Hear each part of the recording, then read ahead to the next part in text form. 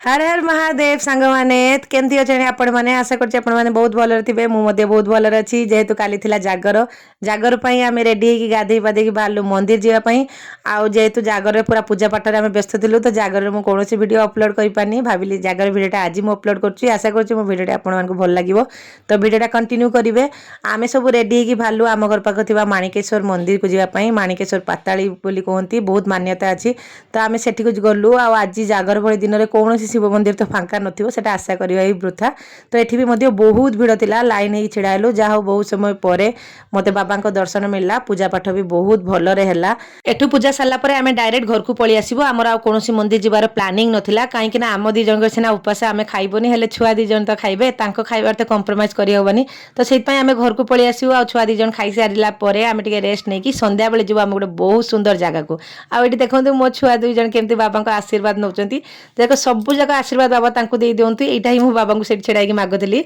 तो फाइनाली आमर पूजा सरला आम मंदिर बाहरी आसलु बर्तमान आम घर अभिमुखे जीवु आ हाँ संध्या बेले आम जो जगह को जीवु ना से जगह को जावाई मु तो बहुत एक्साइटेड अच्छी कहीं मु फर्स्ट टाइम से जगह को जीवी आ मु जानी बाबा दर्शन से तो बहुत भलरे हम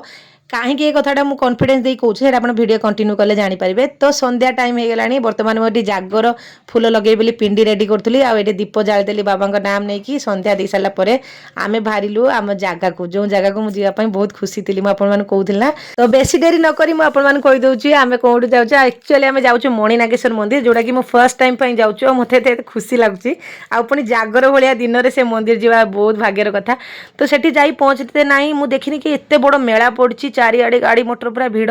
बहुत बड़ मेला मुझे जान नी कि एत सुंदर मेला ये पड़े आ सामने एत सुंदर सजाई मंदिर सागर